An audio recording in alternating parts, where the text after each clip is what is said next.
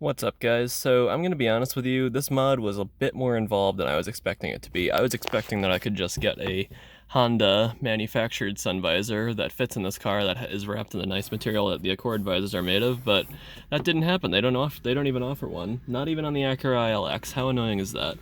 So while the light and wiring for the light were very easy to install, the wrap itself I wasn't able to do myself. I had to actually take this visor to a seamstress to get it wrapped. If you're more confident in sewing and want to try this, go at it, be my guest. I'm not going to stop you, but just saying, it's not as easy as a swap as I thought it was going to be. Anyway, here's what the finished product looks like. It's really nice. This is, like, I can't believe they don't offer this in the Acura, but I guess without further ado, sit back, relax, and enjoy the video. What's up, guys? Aiden here for Civic Minded. Today we are finally doing the much awaited sun visor install. So I think this video is going to be part of a two-part series here. So part one, I'm going to wire up the wires necessary to add an illuminated sun visor to the car, and part two, I'm going to actually modify a sun visor to have the connector that plugs into the car so you can get a lighted mirror in here, and B, take this vinyl off to get a nicer material. So two videos, I'm going to use these opening clips in both of them, so whichever one you clicked on, well, that's what we're going to do today. So first thing you want to do is unlock all four doors in your car. If you can, open your windows, all four of them, just in case you lock yourself out. You can reach in here and do this, then pop your hood. And if your vehicle is equipped with automatic headlights and they are on, make sure you wait for those to turn off before we disconnect the battery of the vehicle.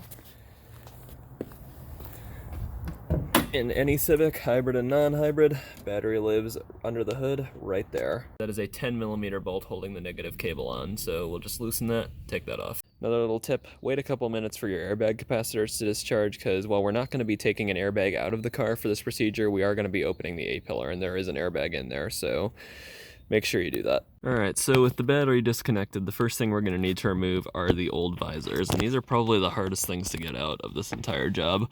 Well, this part's easy. In the United States, you can just turn this, it'll come out.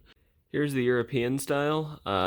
Presumably just grab a flathead screwdriver, tiny one wrapped in tape maybe, push these tabs in, or two flathead screwdrivers I guess, push these tabs in, pull it down, it'll come out. But to get this hinge off, what Honda did was, they have a little notch here.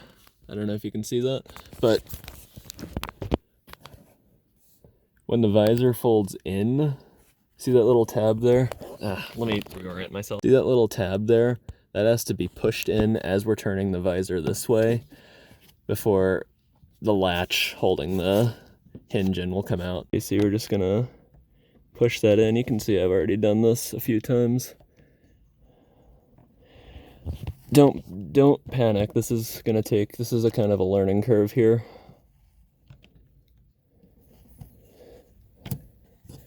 But you see that we got that in, and now that area is cleared. The sun visor will fold down. You can see how that works there. Next thing that needs to come out is your center dome light. So for that, get yourself a nylon pry tool. Pry in between the lenses of the lights. These just pop out. Try to set them backside down so they don't get dust on them. This side, I could probably use my hand for that. Yep. And you'll see there's two screws holding it in. You'll need either a Phillips head or I'll tell you what size that is in a second here. 5/16 of an inch is the size you want to remove these. This assembly simply comes down just like that, and this clip. Just want to get your finger in there, lift it towards you, it'll come out and you'll drop it. So just set that aside in a safe, dry location. So we need to remove the A-pillar covers. This is done by grabbing a pry tool. Oh, first, before we do that, pull this weather stripping back. So pull it from like here to the bottom of the A-pillar. I pulled it a bit too much, that's probably fine, but you'll want to just get a pry tool under here. Actually, there. Alright, and the idea with this is you lift it towards you I need 2 hands for that. Lift it towards you and it kind of comes out like, you'll see how that slides in there, revealing your A-pillar airbag. Before we take this out, we're gonna need to unplug this tweeter. Also, we're gonna need to take this clip out. Careful of your A-pillar airbag, make sure you're completely static free when doing this. Take this out, install it on the pillar cover like so, because that's for when we put it back. And then just set it aside. It'll be the same on the other side of the car. All right, last thing that needs to come out are these handles here, these bracing handles. Maybe I lied when I said the sun visor hinge was the hardest thing to get out, because these are not that easy to get. Well, it's not easy to get the caps off, but once you have them off, you can see I've already done this side. You just need to squeeze this. Squeeze those 2 tabs together so that they clear those 2 plastic clips.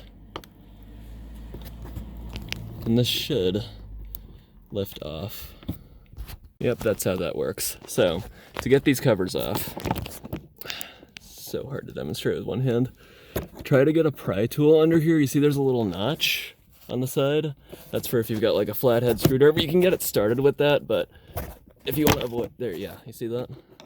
Kind of got to really get in there and you don't want to nick it, so use a pry tool. Taking this out, it's kind of hard to do with, yeah, I'm gonna have to do it with 2 hands. Then these clips will just come out like so.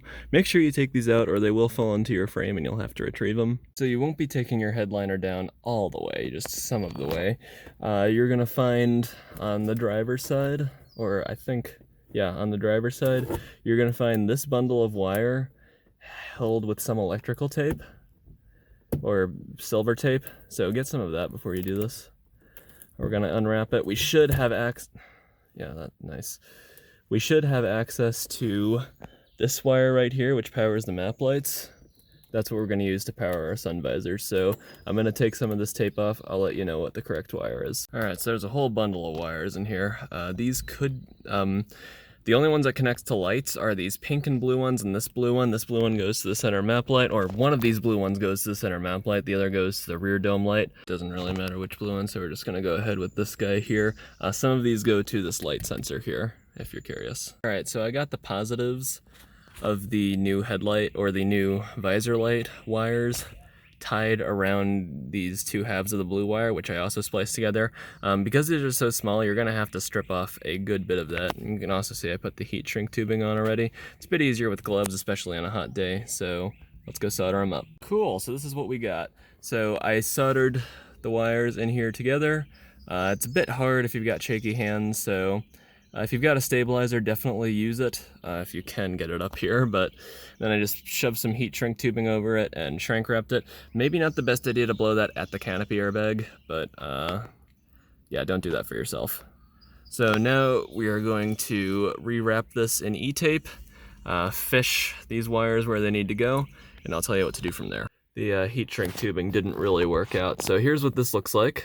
We've got our sun visor positive wires coming out of this loom here. I added some more tubing and wrapped that in tape. I wrapped the solder joint in tape, wrapped the entire loom in tape, so we're well protected here. Anyway, we're snaking this across the car. I switched to 20 gauge wire. That's probably good enough. These aren't gonna pull that much. The fuse is 7.5 amps, so yeah. Here's kind of a behind the scenes of the snaking. You see I just ran the positive wires along the headliner here and tied them down with aluminum tape. I also tied down that harness we saw earlier with aluminum tape. One important note, make sure, if we can get it to focus on that, make sure the wire is not crushed by these metal pillar pieces here. I don't know what those are called, because that will fray it, that will short, and that will either blow a fuse, start a fire. Neither of those are good, obviously, but just take your time, make sure the headliner sits flush with the ceiling of the car, and you should be fine. Another important note, make sure that the wires that are going to go to your sun visor connector are as far to the side of the car, that is the outside of the car, near the door. Make sure they're as far in that direction as possible so that the visor latches do not pinch. For the ground wire, what I did was I just got some of these spade connectors here, and I'm going to tie them down to the center dome light or map light, grounds, because that's what these screws are used for in the map light. So just run a black wire where your sun visor wires are, and connect it to your center map lights. There's probably other places you could ground it to. That's just how I chose to do it. You could probably ground it in that wire loom I had out earlier, or maybe even to the chassis itself. But whatever way you pick, please do be sure to ground it. Otherwise, it will not work. All right, so unfortunately, this is the type of connector that Honda uses on their sun visors. At least this is on the Euro Civic, which comes standard lighted. I cannot find the other end of these anywhere. So what I'm gonna do is I'm going to crimp my own connector onto this. They don't need to be this thin. That's just I don't know why they're that thin, but I'm gonna crimp these on here. We'll pull this wire out. Why don't we strip this and do that? And here's what we're left with. You can kind of get whichever connectors you want as long as they fit up there and clear the visor clips. Make sure you have the correct tool for crimping. You're gonna save yourself a lot of trouble. So now would probably be a good time to put your car back together, at least put your airbag covers back on, and reconnect your battery and make sure that this works. I will do that now. Best strategy for these grab handles, instead of trying to put the metal thing into the car before trying to reload the handle, just push the metal thing into the handle itself and then snap that back in. Everything else in the interior goes back together exactly as you'd expect it to. Remember those clips we put back in the A-pillars? They just snap right back into the place we took them out of earlier, so that's easy. And everything else just snaps or screws back in. You saw me take it out, very easy to get back in. Got that plugged in. Here's what we're left with after that. Awesome. This is a European sun visor. I will explain how to make your sun visor lighted in part 2. So if you've got any questions, feel free to leave a comment, shoot me a message. And with that, I will say have fun, drive safe, and I will see you in part 2.